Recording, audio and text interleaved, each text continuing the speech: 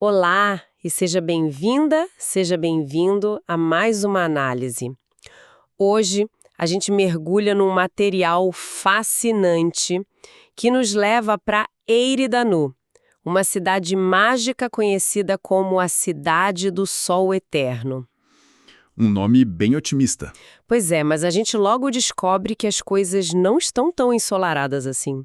A narrativa que vamos explorar hoje mostra essa cidade sob uma ameaça bem sinistra. Muito sinistra. Portais sombrios estão aparecendo e, o mais grave, as luzes mágicas da cidade, que são a alma do lugar, estão diminuindo. E a liderança, claro, suspeita de sabotagem. E o que me chama a atenção de cara é que não são só luzes, né? Elas são descritas como o sistema imunológico da cidade. São o segurança, a magia... Tudo. Exato. O fato de estarem falhando não é só um blackout, é um sinal de que as defesas da cidade foram violadas, por dentro. Isso cria uma paranoia, uma urgência que, assim, permeia tudo. Exato. E é nesse clima de crise que duas vidas se chocam de um jeito espetacular. De um lado temos o Gage, um guerreiro local que é atormentado por visões de uma mulher em chamas. Coisa pouca. E do outro, a personagem central da nossa análise, Zoe Appleblossom, uma bruxa do fogo, jovem, superpoderosa e, segundo os textos, completamente indomada. Ela é convocada de outra cidade, Stormkeep, como a especialista que pode resolver o problema. Mas a chegada dela, bom, ela muda o jogo todo. Então, vamos começar por aí, pela chegada dela. A Zoe aparece em Eredanu para assumir como chefe do Templo do Fogo. Um título herdado, né? Herdado, mas para qual ela se sente uma fraude. Totalmente. A descrição dela é quase cômica se não fosse trágica. Uma jovem que nunca saiu de casa e que tem o péssimo hábito de botar fogo nas coisas sem querer. Sempre que as emoções saem de controle. Não parece exatamente a pessoa que você chama para resolver uma crise. De jeito nenhum. Só que aí, numa das primeiras reuniões, um detalhe crucial vem à tona. O isolamento dela foi proposital. O conselho da cidade dela a manteve trancada, supostamente para protegê-la. E proteger os outros dela? Isso. Mas na prática, eles impediram que ela treinasse. E é aí que um conselheiro chamado Marin joga bomba na mesa. Ele pergunta, e se o objetivo nunca foi proteger? E se fosse mantê-la instável, ignorante, para que ela pudesse ser moldada? Como uma arma. Exatamente, como uma arma. Nossa, essa ideia muda tudo. De repente, a história não é mais sobre uma garota com um problema de controle. Vira uma conspiração política. A aflição dela, como ela mesma chama, pode ter sido cultivada de propósito. Que tipo de liderança faz isso? Manter um ativo tão poderoso e volátil, sem treinamento, parece um risco enorme. Um risco calculado. E isso nos diz que o medo que eles tinham do poder independente da Zoe era maior do que o medo de um inimigo. Eles preferiam ter uma arma quebrada sob controle do que uma aliada poderosa que pensasse por si mesma. E é nesse estado de confusão e vulnerabilidade que ela finalmente encontra o Gage. E esse encontro é descrito de uma forma quase mítica, né? Não é um oi, tudo bem. Não mesmo. É um reconhecimento instantâneo. O homem das visões dela, a mulher dos sonhos dele. A narrativa usa o termo companheiros, um vínculo predestinado. E a conexão é tão forte, tão avassaladora, que a magia dela... Explode. Simplesmente explode. E o resultado? As cortinas da sala da rainha viram cinzas. E a reação é a melhor parte. Um escudeiro entra com um balde d'água, super calmo, e apaga o fogo. Como se fosse a terceira vez naquela semana. Isso diz muito sobre o caos que já devia ser o dia a dia ali. Mas, para além do humor, esse momento sela o início da jornada deles. A partir dali, eles estão juntos nisso. E com esse apoio do Gage, a Zoe começa a investigar as luzes. E aqui as coisas ficam muito interessantes. Ela descobre que o problema não é físico, não são os cristais. Não. O problema está na magia tecida neles.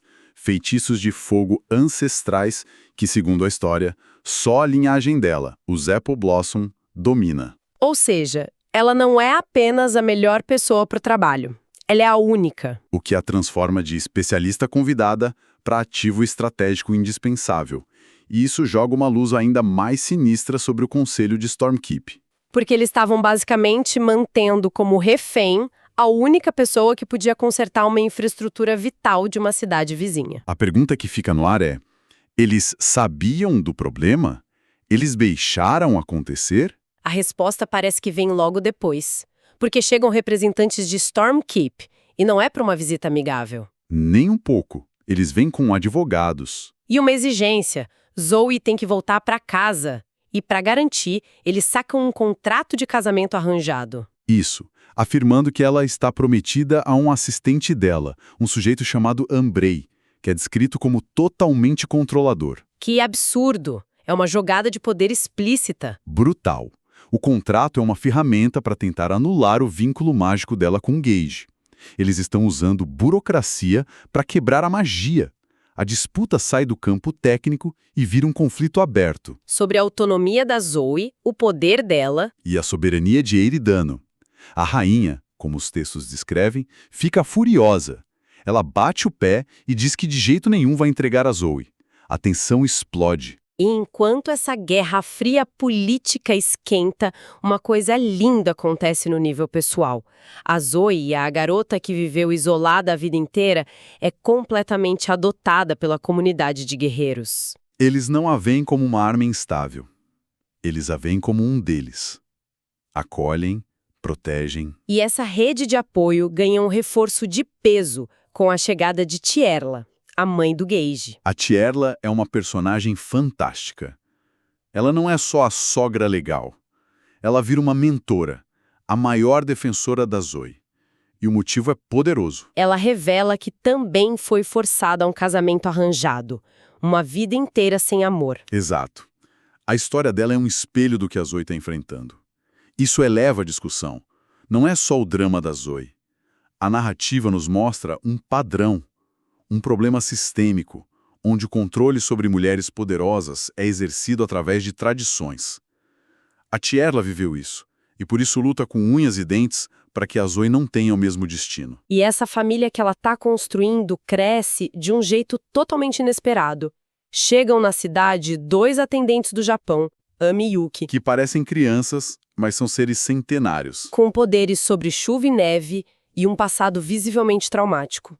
A reação da Zoe e do Gage é instintiva. Eles os acolhem, os adotam. De repente ela é Hahaué, mãe, e ele Xixiué, pai. É o tema da família encontrada na sua forma mais pura. Ela que foi privada de qualquer conexão, agora tem um companheiro, filhos. E uma vila inteira de tios guerreiros. E tem a simbologia dos poderes, né? Água e gelo são o contraponto perfeito ao fogo selvagem dela. Eles representam o equilíbrio, o controle que ela sempre buscou. A nova família dela, não só a Ana, como a completa num nível mágico. É um período de felicidade e de estabilidade, que parece bom demais para ser verdade.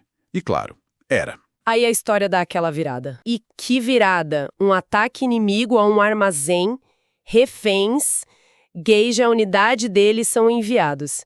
Mas é uma armadilha, uma explosão gigantesca e a notícia que chega é devastadora. Desaparecidos, presumivelmente mortos. É um golpe de uma crueldade imensa.